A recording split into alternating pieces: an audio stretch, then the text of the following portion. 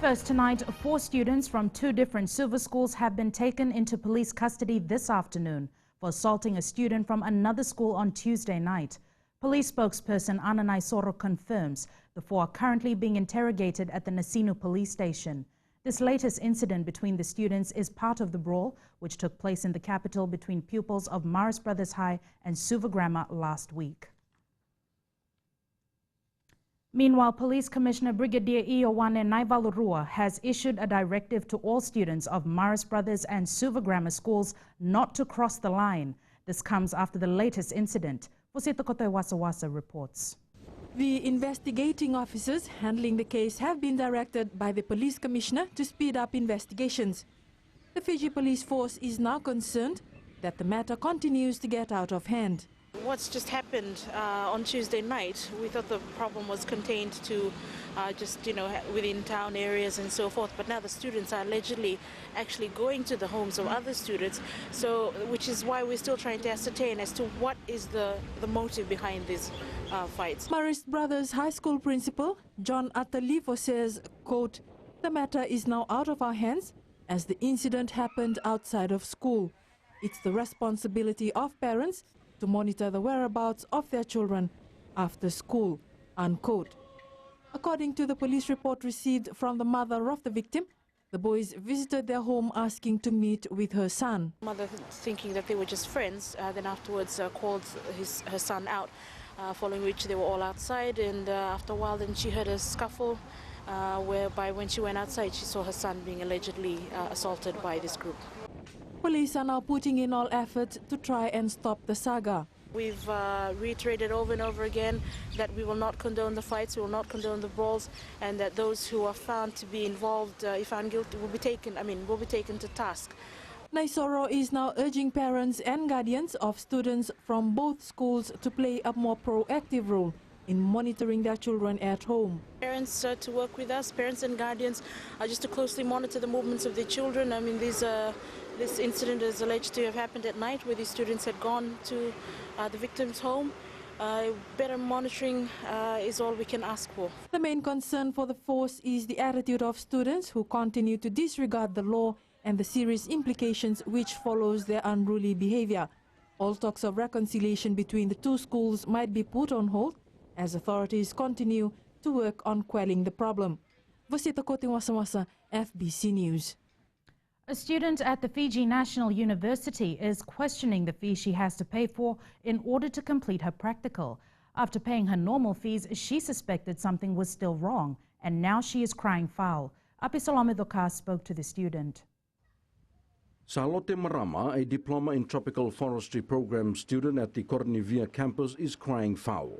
A scholarship student of the Tokay Affairs, Marama has completed her studies and is looking forward to her graduation in December. However, she told FBC News she was surprised to receive a letter stating she had to pay $689 for work attachment fees.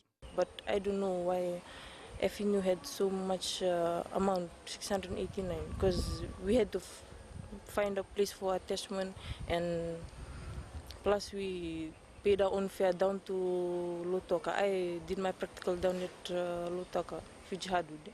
I had to pay my own fare and then find a place to stay there. Marama claims the Tokay Affairs Scholarship Fund did not cover for this because the school did not provide for the work attachment. She says her parents are unemployed and they had to fork out money from their family savings to pay for the fees. Because without fees we can graduate, because in that graduation form the finance have to sign up and check if we have no remaining fees in the system. So. Fiji National University Vice Chancellor Dr. Ganesh Chand says he can only make a comment if he speaks to the student directly. Education Minister Philip Pembole has referred all questions back to the Fiji National University. Apisalome Doka, FBC News. Frustrated residents of Yalalevu in Ba are furious with the town council's lack of support to solve flood problems in the area. Last week, as a result of flash floods, water from the Namosau Creek and block drains forced their way into a number of houses. Christopher Chand reports. These people claim they have been neglected since 2009. Last Wednesday, They were on the verge of leading a march to protest against the Bartown Council. This is our home, and yet we can't call this as our own home. What do we want? What does Bartown Council want? By collecting our garbage 3 days a week, do we call this as in a city boundary? Right? What other benefits do we get? You ask any of these residents. Residents in this area say it gets flooded easily during heavy rain. They want the council to upgrade the drains and to straighten the Namosau Creek. Reported this matter to the PM too, the Prime Minister. He came here in 2012, and these guys here met him. They met him and they had a talk with him.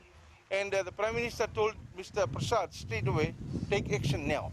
Again, if people have got a lot of complaints, they got to realize we are not trying to increase anybody's town rates or whatever. We are trying to keep giving service with the same rates and all, but definitely nature school, we haven't got any control over it. However, the council says they are doing all they can to help solve the problems. Within 2 weeks, everything should be okay. As far as we are within our reach, I am saying. But when you talk about all the culverts to be from the 2 feet, you put 4 feet culvert there, it is going to cost millions and millions of dollars. You pass through the roads and all that. And Bartown Council hasn't got that much money. Some hope for residents though. The council is now straightening the creek, which will lessen the impact from future floods. Christopher Chand, FBC News. The number of child abuse cases in Fiji continues to escalate, and this year alone there were 132 cases reported so far. Awareness programs and workshops were organized to educate the public. However, no positive results were shown. Now the Social Welfare Ministry and UNICEF has revised and launched a new community facilitation package to overcome this issue. Shireen Lata reports. How do we stop our children from being victims of any form of abuse? Hopes are that this revised package, which has been put together following extensive consultations with the community, will come up with solutions. It has been a long process, and this is why it has taken that long to produce it. But we had the base document as was said through the BCP document and social welfare that they were using. But it has gone through a rigorous process of revision as well as consultation in the community. One of the key elements was the greater and more awareness on indicators of child abuse and a need for a change in behavior of people. Named Children Are a Gift from God, this package is a tool for community-based positive parenting skills training process and focusing on the prevention of child abuse and neglect. The development phases of a child, the different demands that the child needs, the needs and so on of the child, so the different phases, so it can be adapted to this. UNICEF Pacific is spending $100,000 to facilitate and launch this new child protection package. Shireen Lata, FBC News.